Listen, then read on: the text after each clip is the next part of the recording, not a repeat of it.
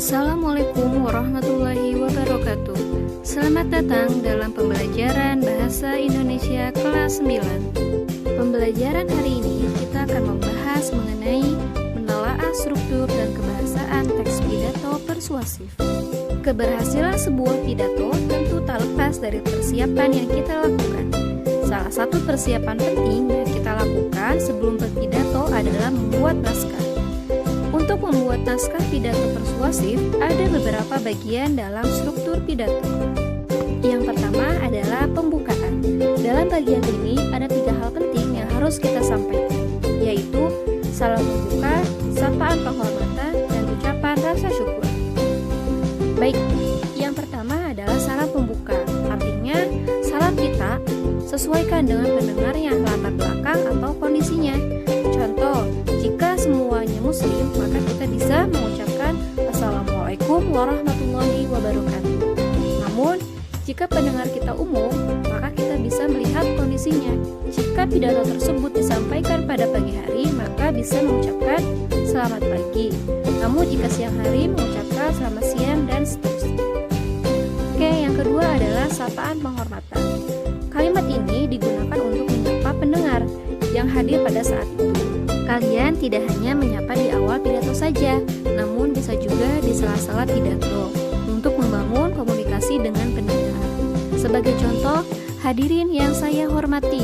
Namun apabila ada urutan yang harus diperhatikan, yaitu dari yang paling tinggi status atau usianya. Sebagai contoh, dalam sebuah acara tersebut dihadiri oleh siswa, para guru, dan kepala sekolah.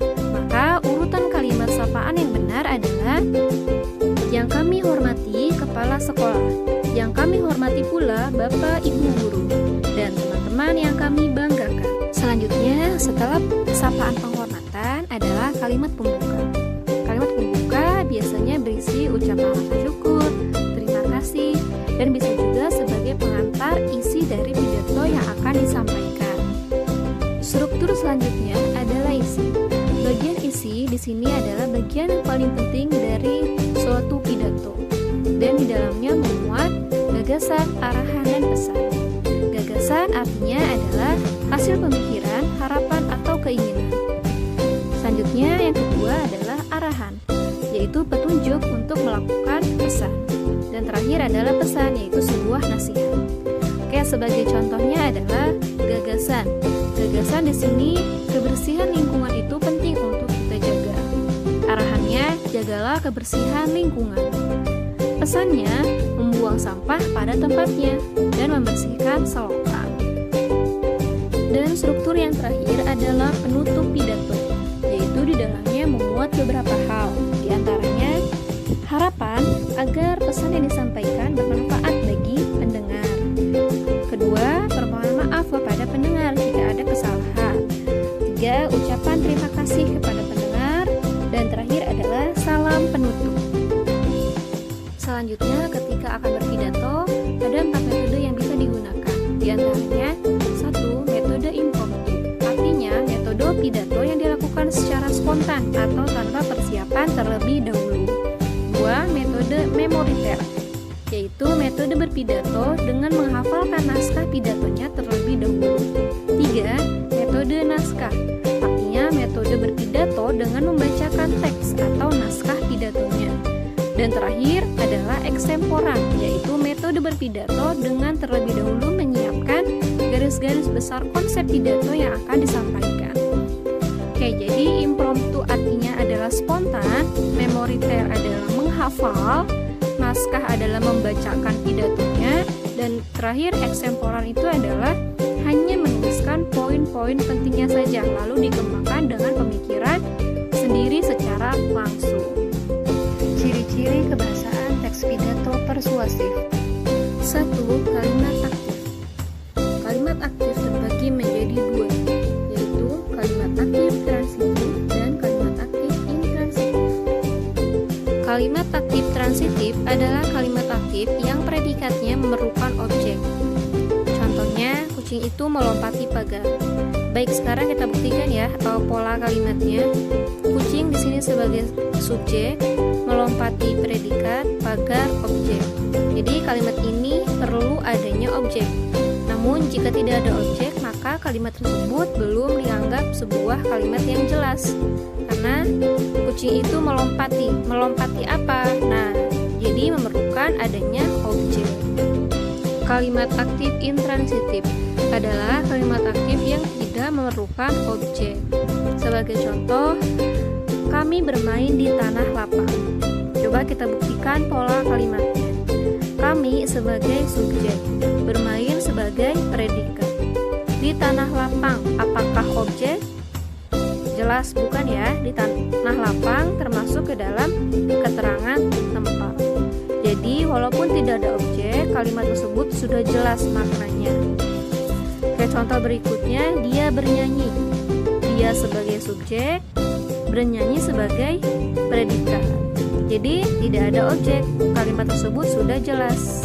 Ya, itu dinamakan dengan kalimat aktif intransitif. Ciri kebahasaan yang kedua adalah kata tugas. Kata tugas memiliki dua macam, yaitu kata depan dan kata sambung. Kata depan disebut juga dengan preposisi, yaitu kata yang letaknya berada di bagian depan sebuah kata. Contohnya, anak sudah hidup di Jakarta selama puluhan tahun lalu. Oke, di manakah letak atau yang dimaksud dengan kata depan? Nah, yang dimaksud dengan kata depan terdapat pada kata di Jakarta. Di sini merupakan kata depan. Kata depan yang menunjukkan tempat, jadi harus dipisah. Nah, itu dimaksud dengan kata depan. B, kata sambung, yaitu konjungsi yang berbentuk argumentatif atau yang berbentuk alasan. Seperti oleh karena itu, dengan demikian, akibatnya, karena, dan lain sebagainya.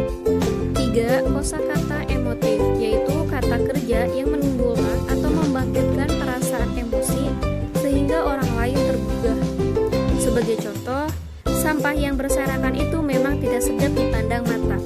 Nah, kata tidak sedap dipandang mata termasuk ke dalam kosakata emotif, yaitu untuk menggugah hati seseorang bahwa sampah itu tidak sedap dipandang mata. Jadi kita harus mencintai lingkungan.